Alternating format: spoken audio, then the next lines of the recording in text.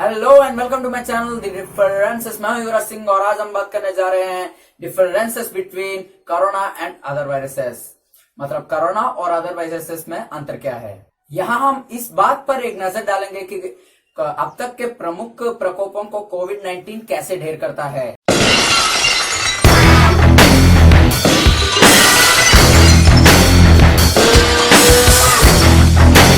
पहले हम उन चारों महामारियों के बारे में बात करेंगे जो कोरोना से पहले इस दुनिया में आए और कई लोगों को अपने चपेट में ले लिया।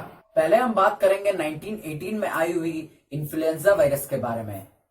1918 की इन्फ्लुएंजा वायरस का तनाव अधिकांश 40 या 50 से कम लोगों के लिए नया और उपन्यास था। वैज्ञानिकों को पता नहीं था कि वायरस बीमारी का कारण है और ना ही हमारे पास कोई एंटीवायरल या वैक्सीन है जो इन्फ्लुएंजा का इलाज कर सके और ना ही हमारे पास कोई एंटीबायोटिक्स है जो इन्फ्लुएंजा वायरस का संक्रमण रोक सके। एक तो इन्फ्लुएंजा वायरस के टाइम में युद्ध चल रहा था और उस समय सैनिकों ने अपने साथ इन्फ्लुएंजा वायरस को दुनिया भर में ले गए और बिल्कुल खराब स्वच्छता थी, बिल्कुल भी साफ सफाई नहीं थी। लोग बहुत भीड़भाड़ वाली सिचुएशंस में रह रहे थे। इसके कारण इन्फ्लुएंजा वायरस का तनाव और भी बढ़ता गया, वो और भी तेजी से फैलता गया। इन्फ्लुएंजा पहली बार मार्च 1918 में सामने आया। इससे कुल 500 मिलियन लोग संक्रमित हुए। इससे कुल 5 करोड़ लोगों की मौत हुई, यानी 50 मिलियन लोगों की मौत। इसका अंत समर 1919 में हुआ। ये तो बात हो गई इन्फ्लुएंजा के बारे में। अब बात करते हैं सार्स के बारे में।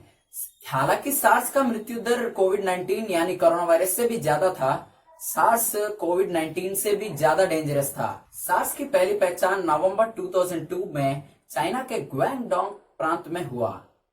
सार्स से 60 यानी 60 और उससे भी ज्यादा उम्र के लोगों के लिए मृत्यु दर ज्यादा था। सार्स का इलाज कोई नहीं था, लेकिन एंटीवायरल्स और स्टेरॉइड्स कुछ लोगों के लिए काम आ जाते थे। जब यह महामारी खत्म हो रही थी तब उस समय के आसपास एक वैक्सीन तैयार थी। महामारी का अंत जुलाई 2003 में हुआ। अब बात करते हैं H1N1 फ्लू महामारी के बारे में। 2009 में एक नए प्रकार का फ्लू पॉपअप हुआ और सारे लोग घबरा गए क्योंकि ना तो हमारे पास इसका कोई इलाज था और उपन्यास तनाव तेजी से बढ़ता ही जा रहा था। कोरोना की तरह ही प्रकोप की शुरुआत में कोई प्रतिरक्षा नहीं थी। इसकी पहली पहचान जनवरी 2009 में मेक्सिको शहर में हुई। इससे जनसंख्या का लगभग 24% और 60.8 मिलियन अमेरिकी मामले सामने आए। इससे 2,80,000 से भी ज्यादा लोगों की मौत हुई। इससे बच्चे ज्यादा प्रभावित हुए। H1N1 की वैक्सीन दिसंबर 2009 में उपलब्ध हुई और इसका अंत अगस्त 2010 में हुआ। अब बात करते हैं इबोला वायरस के बारे में। इबोला बेहद घातक था, जिससे बीमार पड़ने वाले लोगों में से 50% लोगों की मौत हो गई। पसीने और खून जैसे शारीरिक तरल पदार्थ से फैलता था, जिससे यह कोरोना जैसा संक्रामक नहीं था। इसका फर्स्ट पेशेंट 2013 में गुइनिया से हुआ। इससे 28,000 यानी 28,000 लोग संक्रमित हुए। इससे कुल 11,325 लोगों की मौत हुई। इसका कोई टीका उपलब्ध नहीं था। इस महामारी इबोला का अंत मार्च 2016 में हुआ। आखिरकार हमें उन सभी को संभालना पड़ा, लेकिन प्रत्येक बीमारी का नतीजा काफी हद तक बाकी सिचुएशंस पर डिपेंड करता है। जब हम इसे पकड़ते हैं तो ये कितना संक्रामक और घातक होता है, लोग कितने स्वस्थ होते हैं और इसका इलाज या टीका जितनी जल्दी मिलता है। अब बात आती है उस महामारी की जिससे हम इन सब महामारियों की तुलना कर रहे हैं और वो है कोविड-19 यानी कोरोना। तो अब बात करते हैं कोरोना के बारे में। कोरोना की महामारी अभी भी चल रही है। कोरोना के बारे में पहली बार पता चला था चाइना के वुहान शहर में 2019 को।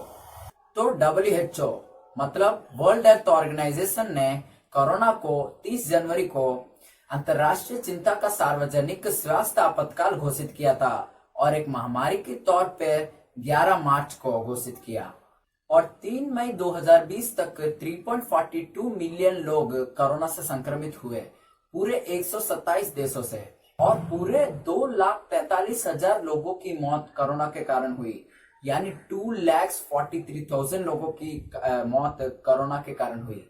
और पूरे 1.9 मिलियन लोग कोरोना से ठीक हुए। वैज्ञानिकों का मानना है कि यह महामारी कोरोना बैच के वजह से आई है।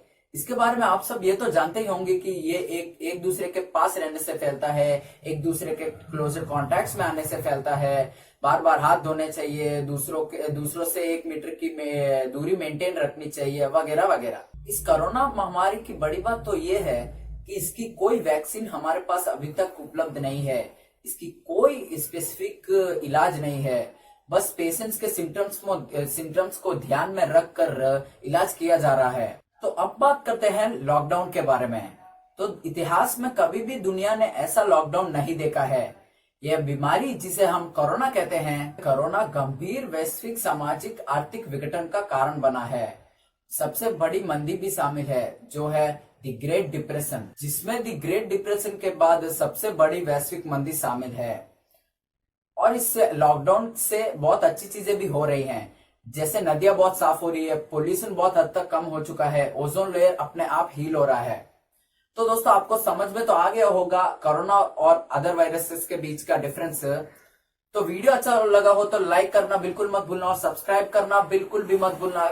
जो भी करो कैसे भी करो, सब्सक्राइब बिल्कुल भी मत भूलना, सब्सक्राइब कर देना और कमेंट करके मुझे बताना कि अगली वीडियो किस टॉपिक पर बनाऊं।